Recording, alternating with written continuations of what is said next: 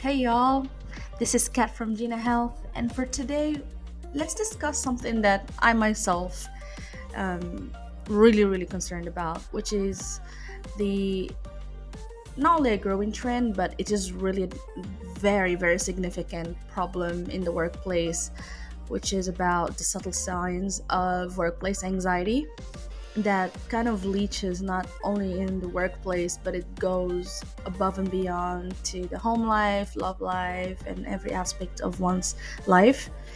So let's break it down and try our best to understand what are these signs so that as an executive or a manager of your team, it is really important to know if your team is the team members are actually experiencing such signs. It's really funny because in the beginning of every episode I have this massive anxiety. So you have to you gotta easen up into this, so bear with me. I myself I'm dealing with my own type of anxiety. So these are some signs that are not that apparent, but they are really important for you to catch on really early on. For example, increased irritability or mood swings. It did not like if your interaction with the person part of your team member is somehow a little bit not that consistent. They seem to be irritated for miniature of things, then perhaps that's also a sign for you. And there are stressors for this, so it's very important to also be aware of it for yourself as well and also for your team members. For example, emotional strain, and that really perhaps is coming from other aspects of their life, not necessarily from work. And also, it will really kind of show within the workplace like a trigger. So if you notice that there is a slight miniature irritability and it's pretty consistent, it's not only once, it happens like at least 3 times a week, then perhaps your team member is dealing with anxiety.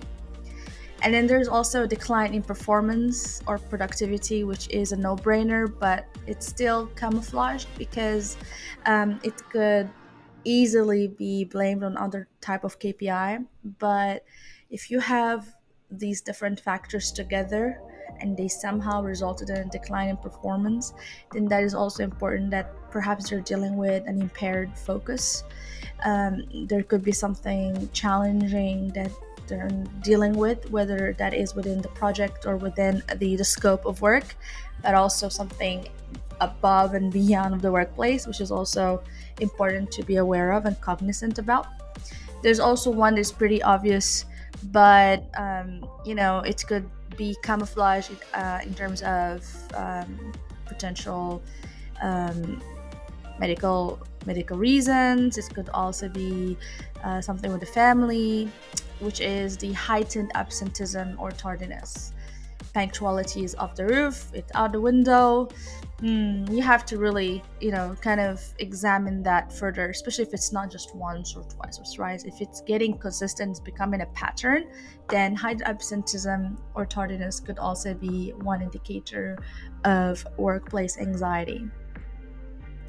And also think about your workplace environment, because if it fosters a lot of high stress, if it is stressful by default, the nature of the job, and of course, like in the beginning of fitting the candidate, if it is a high stress environment, it's understandable that sometimes people want to take time off just to kind of unwind.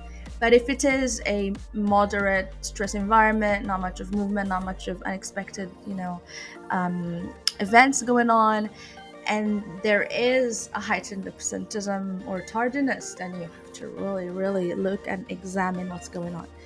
Avoidance of social interactions or any form of function with other team members or employees. This also, this is you take with a grain of salt on this one, because some people do not really like to socialize within the work environment. Some people are pretty much introverted or keeping themselves, and they like to have a more of a strict kind of private life, work life kind of balance, and that's not a problem. But if this person that we're talking about usually is pretty much active and sociable and stuff like that, and they're active in functions and in events within the company, but then suddenly Their social interactions a little bit low, they're trying to avoid people, they're a little bit short, and it doesn't feel like themselves, because of course we're creatures of habit. So then it's a good, as a manager, as a team leader, it's really a good step, good initiative to try to understand if they need any mental health support. Physical symptoms, literally, for example, headaches, fatigue, muscle tension, stomach issues, gastric issues. That's really a very strong indicator. And this is a manifestation, this physical illnesses, physical nuance are manifestation of mental health strains. So if you notice as well that this is getting a little bit consistent, in a sense, there's a pattern growing, it's very good to step in as a team leader to figure out if you can support or provide any type of support. Overworking or inability to disconnect, which is the segue, the highway to burnout, and a lot of people deal with this very very important topic that should, it deserves its own episode. But here in overworking, we're talking about always plugged in, answering every email there is, problem solving 24/7. They're working all the time, they just couldn't stop, keeps going. It's almost like a train without brakes. That's not a good thing, you guys. It means that person is heading towards the end of the track, and guess what, there are no more tracks behind that. It's no more, it's burnout level, and burnout is very very costly, because bouncing back from burnout can be weeks or months or even years at a time. I'm a, I don't want to say a victim, but I am a result of burnout, because I didn't know how to stop and I kept going to the point of no return. So, yes, number 7 is very, very, very, very, very important, and keep an eye on this one. And if you have programs of making sure that there is a work life balance, I recommend highly.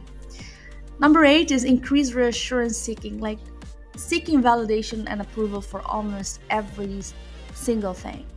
This is complicated, it's multifaceted, but if you look at it from a step one, or like first analysis here, um, they might be second guessing their abilities and competence.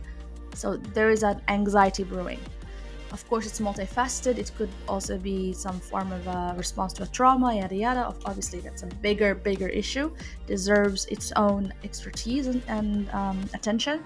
But as a beginning, as an initiative thought, um, they might be second guessing their competence in the decision making and their output. So that could be also an indicator that they are dealing with subtle signs of workplace stress. So, short and sweet. I hope that it was useful, valuable, and let's expand on this. Thank you so much for being here. Take care, like and share, subscribe, and see you soon at Paradigm. Bye bye.